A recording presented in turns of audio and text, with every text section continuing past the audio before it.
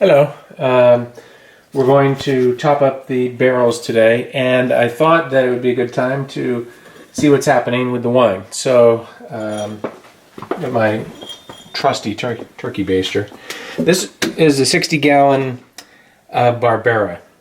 It's a mix of two different yeasts, 254 and D80 yeast. So it's been sitting in here since the fall, and we'll be bottling it later this summer. So first thing to do is vent, and then that's a good sign. That means we had a good seal.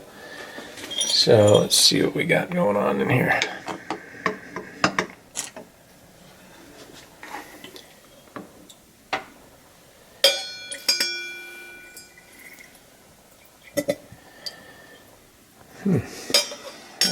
A nice ruby color. Let's see.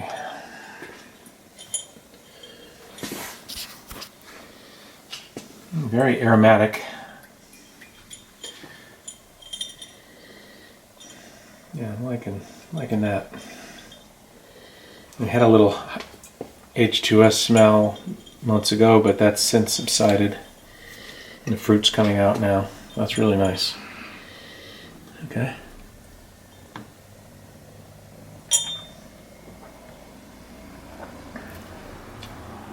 Oh, yeah.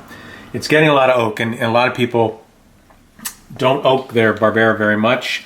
This is going to have a fair amount of American oak on it, so it's a nice complement to that fruit.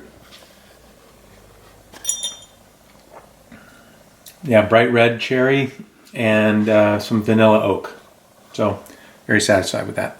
Okay, moving on to our... Actually, I'm going to go to the little barrel here. We have a little 10-gallon barrel.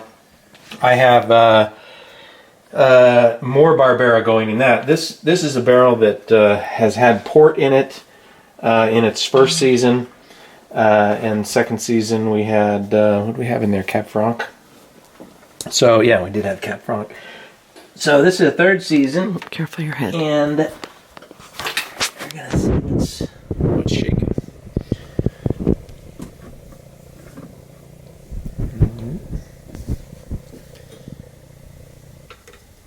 I mean, theoretically, you'd think, well, it's the same wine, you know, it's going to taste the same, but not necessarily. Third season is not going to have as much oak, but by the same token, it's a little barrel, so the ratio of wood to wine is higher, so it should there should be more concentration, at least, but not the same kind of oak that we're getting out of that brand new 60. Okay, let's see. Already smells like a different wine. Yeah, definitely subdued oak on that.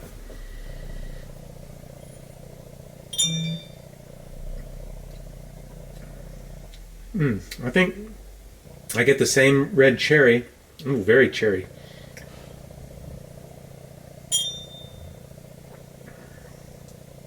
I'm getting a little softer mid palate on that. That's really, really fruity. That'll be nice because we'll mix all this together. Okay, the last barrel here in the lineup is a 30-gallon Virginia oak, and we put Mourvedre in this. So we've got 30 gallons of that going. A nice, good seal on that, as you heard, or maybe you didn't. Let's see what the Mourvedre is bringing to the table.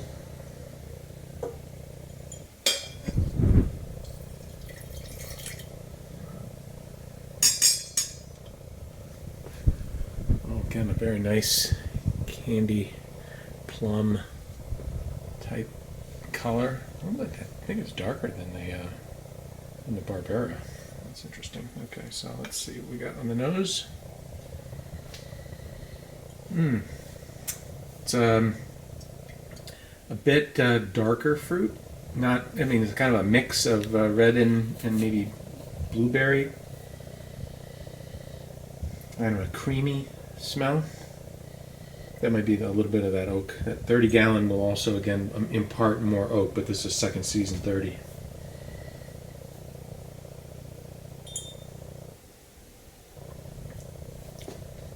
Very nice.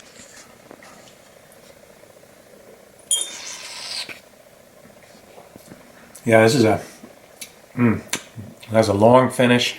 This wine, we took a lot of juice out when we made our rosé, so this is more concentrated. So this is a big, bold Mourvèdre. We're going to save this for another season and make another Rhone blend out of it. So what you see else we've got going on here, we've got a 30-gallon flex tank of the same wine without any wood.